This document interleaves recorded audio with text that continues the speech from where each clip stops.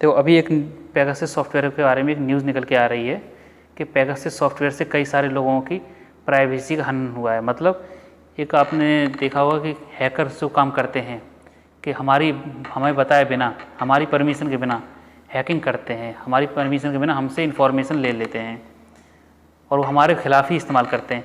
अब यही काम अगर गवर्नमेंट लेवल पर होने लगे तो आप इस स्थिति को क्या कहेंगे? पेगासस सॉफ्टवेयर जनरली एक इजरायली कंपनी का सॉफ्टवेयर है। ये इजराइल से ख़रीदा हुआ सॉफ्टवेयर है। ये कंपनी किसको देती है? ये सिर्फ गवर्नमेंट को देती है, किसी भी पर्सन को नहीं दे सकती है। हम लेने जाएं हमें नहीं देगी, कोई ऑर्गेनाइजेशन, कोई कंपनी लेने जाए नहीं मिलेगा। वो सिर्फ एक सरकार से दूसरी सरकार को ही दिया जाएगा, इसलिए काफ़ी सिक्योर माना जाता है। ये क्या है कि हमारे मोबाइल में इंस्टॉल हो जाएगा, हमें पता भी नहीं चलेगा। हमारा मोबाइल का कैमरा बंद है तब भी वो हमारी वीडियो लेता रहेगा। हमारा अगर माइक बंद है तब भी वो माइक हमारा सुनता रहेगा। इस तरह से अगर आपके पास फ़ोन रखा है तो वह बिना स्क्रीन पर दिखाए हुए कि ये चीज़ ऑन है, वो चीज़ ऑन रहेगी और आपकी जो कॉन्फिडेंशियलिटी है, जो आपकी सीक्रेट बातें हैं, जो भी बातें हैं आप करते हैं फ़ोन पर, या जो भी आप आमने सामने भी अगर बात कर रहे हैं एक दूसरे के साथ, तब भी वो बातें रिकॉर्ड हो रही हैं। इससे क्या है, एक प्राइवेसी का क्वेश्चन इवॉल्व हो जाता है। अभी हमारे एक मानसून सत्र चल रहा है पार्लियामेंट में, उसमें काफ़ी इस चीज़ पर हंगामा हो रहा है, काफ़ी स्थगित करना पड़ रहा है। अभी ऐसा नहीं कि सिर्फ इंडिया में हुआ है, ये वर्ल्ड वाइड लगभग हर कंट्री में हो रहा है। हर कंट्री में क्या है कि जो भी गवर्नमेंट ऑफिसल्स हैं या जो भी पत्रकार हैं, जो भी ह्यूमन राइट एक्टिविस्ट हैं, उनकी प्राइवेसी का हनन हो रहा है, उनकी बातें सुनी जा रही हैं। अब ऐसा तो है नहीं, जब ये सरकार के पास है तो सरकार के सिवा और कोई इसे सुन नहीं सकता। ऐसा नहीं बोल सकते कि साहब हैकर्स आए थे और उन्होंने ये सब किया है। अब देखो, इसमें एक सिक्योरिटी का क्वेश्चन इवॉल्व होता है कि सपोज़ पेगासस सॉफ्टवेयर इंडिया को सोल्ड किया गया है और वही पेगासस सॉफ्टवेयर पाकिस्तान को सोल्ड किया गया है। अब इंडिया वाले क्या करेंगे, हम लोग क्या करेंगे, पाकिस्तान के जो इमरान खान हैं, जो करंट ऑफिसर्स हैं, सेना अध्यक्ष हैं, ये क्या बातें कर रहे हैं, क्या स्ट्रेटजी बना रहे हैं, हम इसे सुनने की कोशिश करेंगे। सेम चीज़ वो भी करेंगे, हम उनकी बातें सुनेंगे, वो हमारी बातें सुनेंगे। इससे क्या रहेगा, इससे जो हम प्लान बना रहे हैं वो पहले ही उनको पता चल जा रहे हैं, तो इससे बहुत बड़ा सिक्योरिटी थ्रेट क्रिएट हो जाता है। साथ ही साथ क्या होता है, तो इसमें एक प्राइवेसी का क्वेश्चन इवॉल्व। इस पूरे प्रकरण में संविधान का क्या मानना है, संविधान का क्या पक्ष है, वो भी हम थोड़ा जान लेते हैं। संविधान का क्या है, आर्टिकल 19 क्लॉज 1 सब clause A, right to speech and expression, इस क्लॉज का वायलेशन होता है। इस क्लॉज का वायलेशन कैसे होता है, ये संविधान अधिकार देता है कि हम कुछ भी बोल सकते हैं, अपने फीलिंग्स, अपने एक्सप्रेशंस को शो कर सकते हैं। अगर हम नहीं करना चाह रहे हैं, देखो, not to speak is also a fundamental right. हम नहीं बोलना चाह रहे हैं या हम नहीं बताना चाह रहे, ये भी एक फंडामेंटल राइट है, इसी का एक्सटेंडेड वर्जन है।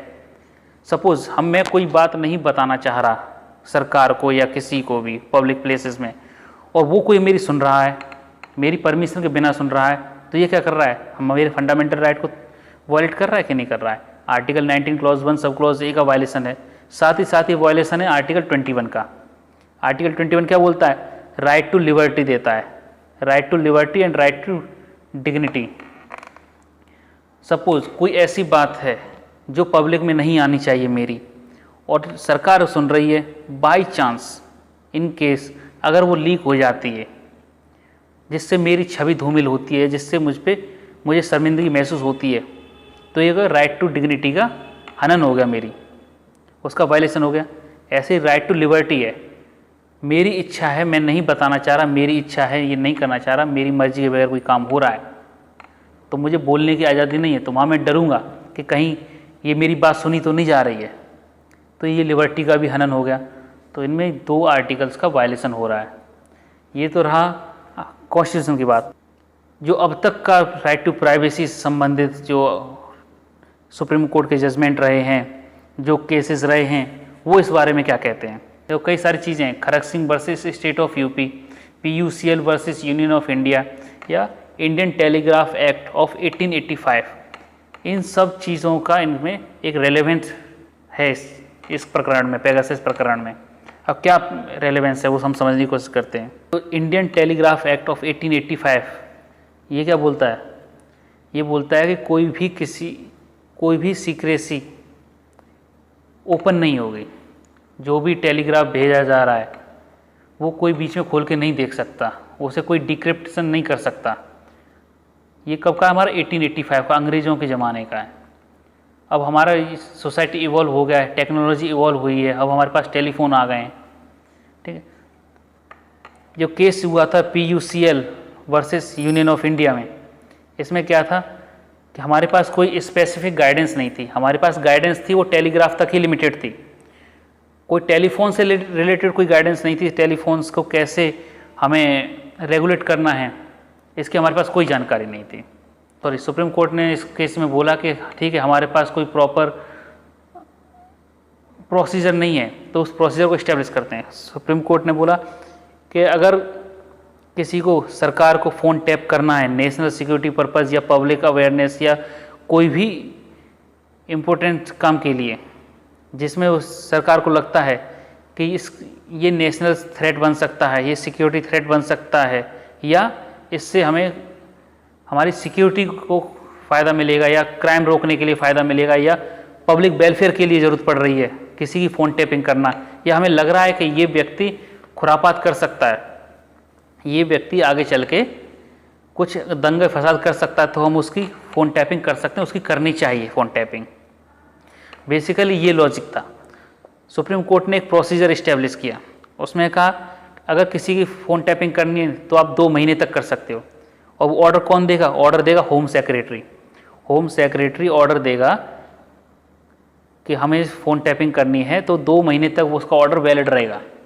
2 महीने के बाद अगर सरकार चाहती है कि हमें इसकी फ़ोन टैपिंग और आगे समय तक करनी है, 2 महीने हमें सफिशिएंट इन्फॉर्मेशन नहीं मिल पाई है, हमें थोड़ा समय और चाहिए, तो नेक्स्ट ऑर्डर पास होगा, वो 6 महीने के लिए वैलिड होगा। अब ये जो नेक्स्ट ऑर्डर पास होगा, जो सेकंड ऑर्डर पास होगा, उसके लिए एक कमेटी बैठाई जाएगी, वो कमेटी पास करेगी। और कमेटी में कौन कौन लोग होंगे? इसमें होगा कैबिनेट सेक्रेटरी, लॉ सेक्रेटरी और secretary for telephone communication at centre level. और सेम चीज़ होगी स्टेट लेवल के लिए। अगर स्टेट गवर्नमेंट चाहती है तो उसे कैबिनेट सेक्रेटरी कमेटी बनानी पड़ेगी, लॉ सेक्रेटरी कमेटी बनानी पड़ेगी, और secretary of telephone communication at the state level. इन लोगों की कमेटी आपको बनानी पड़ेगी। वो डिसाइड करेंगे कि हाँ, वास्तव में इस व्यक्ति की या इस संस्था की फ़ोन टैपिंग की हमें आगे ज़रूरत है या नहीं है। अगर वो अप्रूव करते हैं तो ये ऑर्डर हमारा 6 महीने तक वैलिड रहता है। ये तो रहे हमारे अब तक के जो डेवलपमेंट हुए हैं वो। बाकी अब जो नेक्स्ट क्वेश्चन हमारा इवॉल्व होता है वो हमारा ये इवॉल्व होता है कि आज के समय में जब सब गवर्नमेंट तैयार है, इजराइल तैयार है कि ठीक है इसकी जांच कराइए, अगर कोई बात लीक हुई है फ़ोन टैपिंग के मामले में तो हम इसकी जांच कराने को तैयार हैं। सवाल ये उठता है कि सरकार इस पर चर्चा करे, विपक्ष के जो सवाल हैं वो उनका आंसर दे। साथ ही साथ इसमें एक बात और निकल के आ रही है कि जो जर्नलिस्ट हैं, टॉप जर्नलिस्ट हैं, उनकी भी बात आप सुन रहे हैं। अब सवाल ये उठता है कि टॉप जर्नलिस्ट की बात सुनने का क्या मतलब है? वो तो नेशनल थ्रेट नहीं हो सकते। किसी क्रिमिनल की आप फ़ोन टैपिंग कर रहे हैं, समझ में आता है, ठीक है। आप अपने ही मिनिस्टर की आप फ़ोन टैपिंग कर रहे हैं, अपने ही जर्नलिस्ट की फ़ोन टैपिंग कर रहे हैं, तो ये एक सिक्योरिटी क्वेश्चन बनता है जिस पर आम जनता को ध्यान देना चाहिए, आप सभी लोगों को ध्यान देना चाहिए।